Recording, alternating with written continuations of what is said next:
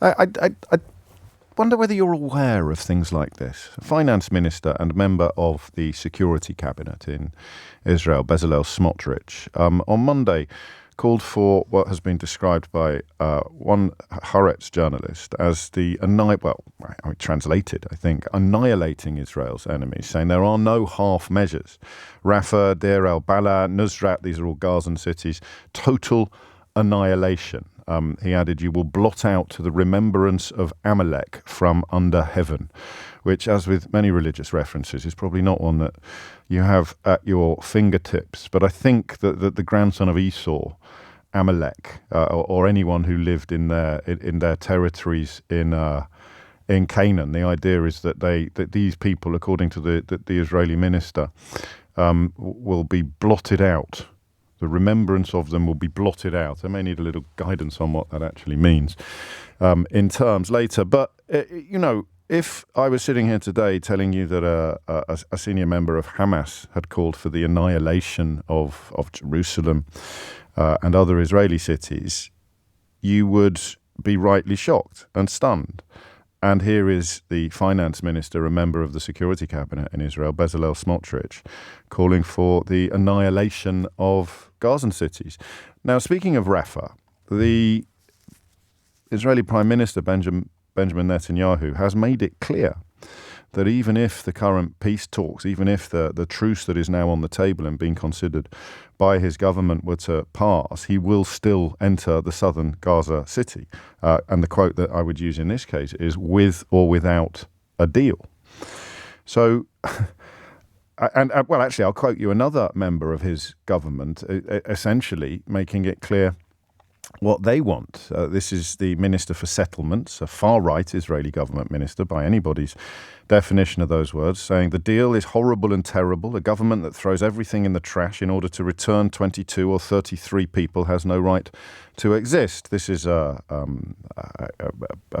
ceasefire deal on the table that would see as many as 33 Israeli hostages released in exchange for a pause in the hostilities in Gaza. So I don't know that most people following this from Britain or even America are aware of what goes on within Benjamin Netanyahu's cabinet. That's or government. That's a settlement minister called Orit Struk, who is a member of the far-right Religious Zionism Party, speaking to Israel's Army Radio on Wednesday. So I now turn my attention to the events in America and the protests that are headline news in the UK. I've told you before that my antennae for news is poor. I sometimes find myself wondering, why is that headline news? Why are student protests in America leading the BBC News and featuring on LBC? And it's not a criticism, it's an admission that I'm bad at this and they're good. But I don't know that this has happened since Vietnam, has it? Where American student protests, you've got the Occupy movement, there was the Occupy Wall Street movement, but that wasn't confined to campuses, quite the opposite in fact, that had a much broader remit. Police being sent in to American universities to essentially break up encampments and break up protests. So hold that thought. Then coming up the Mall on my bicycle yesterday morning, I saw a small pro-Palestinian protest congregating by the traffic lights. I forgive me, I'm not 100% sure why, but there are a lot of sort of embassies and diplomatic missions in that part of London. And now I read that there are fears or hopes, depending on what your perspective on this is, that similar protests to the ones in America may start unfolding in the UK. And I think today's the day to contemplate the arrival of something that I told you was likely to happen if the direction of traffic continued. I think that Israel has lost the support of almost an entire generation of young people. And when you consider that this current episode began with the atrocity of October the 7th in Israel by Hamas, the reversal is absolutely extraordinary. The victims of a terror attack 7 months later are not just for this generation, but for others as well. Anybody who was unattached on October the 7th. Anybody who was either confused, ambivalent, or objective on October the 7th, if you had said to them that 7 months later Israel would be in a pariah state, effectively, they would not have believed you. And it is the young people. And listen, it's hundreds. You don't know that they're representative of everybody on campus. And there have been clashes, violent clashes in cases, between some people protesting their support for Israel and some people protesting their opposition to it. Police in riot gear moving in, and these encampments have been there for weeks. And in the idealistic minds of these young people, their cause is incredibly simple. They want the killing in Gaza to stop. And in response, Benjamin Netanyahu and the members of his government that I've just quoted are adamant that it will not. So why is there even any lingering sense that these protests are illegitimate or somehow wrong? I wondered yesterday what the line would be that attempted to discredit or delegitimize these protests. And the line is, in the media today, the line is that they've been somehow infiltrated by outsiders and that this is not a proper representation of student feeling, which seems to me to be a bit of a push. And I think today's the day to ask why. I think that today is the day to ask why and how. So I may need to speak to younger people. Anti-apartheid protests probably would be a valid comparison in this space.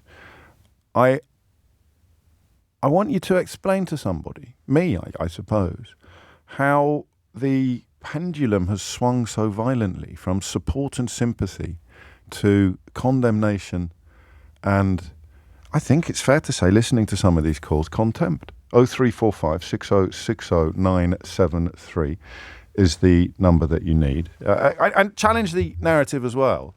But I think, and I speak to quite a lot of young people, although not very often about politics, to be honest with you, but I think that there is an incredible consensus among the sixth form and above in this country that Israel is embarked upon a course of cataclysmic wrongdoing. Cataclysmic wrongdoing. 10, 15 years from now, when we try to work out why the world is the way that it is, the events of the last 7 months are going to be writ so large in the minds and memories of these people. These are future leaders of America, remember. These are Ivy League colleges. These are prestigious seats of learning. And the consensus on campus seems to be that Israel has embarked upon a cataclysmic campaign of killing, which has not only left tens of thousands of completely innocent Palestinians dead. Of course, plenty of people in the Israeli government who reject the concept. They reject the concept of an innocent Palestinian, of an innocent Gazan. And the hemorrhaging of both support. You can't hemorrhage sympathy. You can't feel less sorry, less heartbroken by the events of October the 7th than you did 7 months ago. But the hemorrhaging of support and the dilution of sympathy subsequent to that day has absolutely stunned me.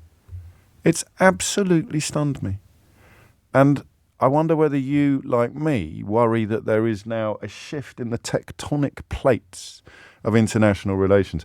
I don't know what it's like to be in a country other than the UK and to a lesser extent America. But remember, those are the two countries widely perceived as the biggest allies of Israel internationally. Other countries seem to be a lot less full-blooded in their support for the government, and even the countries that are supportive and allied with Israel now calling for a complete change of direction, calling for a complete reversal of policy, and Benjamin Netanyahu appears determined to ignore it. So how could it have gone any differently? How could any objective observer not have felt this almost visceral sense of horror and disgust looking at what continues to unfold? It's coming up to 10:15. Let's get the phone lines open. The question is pretty straightforward, actually. And I stress that this is the question that I'm asking today. So this is the question I would like you to answer. What will the hemorrhaging of support among younger generations for Israel and active opposition now? The chants on this campus, the charts that I've heard on the news are essentially calling for a free Palestine. Whether or not that's a two-state solution or something even more worrying for those of us who recognize the unique status of Israel as a refuge for European Jews in particular. But the shift in public opinion, at the pinnacle of which I think sit these students, sit these future leaders, sit these young people, is actually terrifying. And I speak as an objective outsider. It's actually terrifying. But I think it's probably inevitable. 0345 6060 973 is the number that you need. And remember, the question that I'm asking is, has Israel hemorrhaged support now among young people? And perhaps you're a young person, or perhaps you're stunned by the way that your children have engaged in this issue.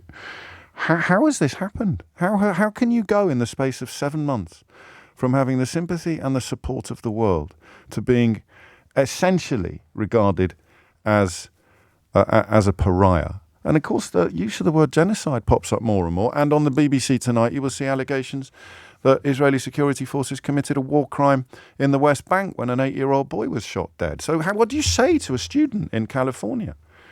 You're trying to get them to stop protesting, and they turn around and say, well, what about the 8-year-old boy that was shot dead in the West Bank, which is, of course, the site of something recognized internationally as an illegal occupation? It's one of those days where you sort of wonder whether the students are speaking for rather more than the campuses upon which they sit. 0345 6060 973 is the number you need. It's 16 minutes after 10. I suppose we need to ask, have I got this right? Am I right in thinking that antipathy towards Israel among young people is the highest it has ever been by a country mile? Let's start with that. Is it? You can tell me. You're a student. You're a college professor. You're a parent. Antipathy towards Israel is at the highest it has ever been among this generation, among the sort of sixth form and above. And could it really have gone any other way, given the continuing carnage and killing of innocent people in Gaza and the comments of people like the minister I quoted earlier, that essentially the annihilation of Rafah and Deir al-Balah and Nusrat is the only acceptable conclusion?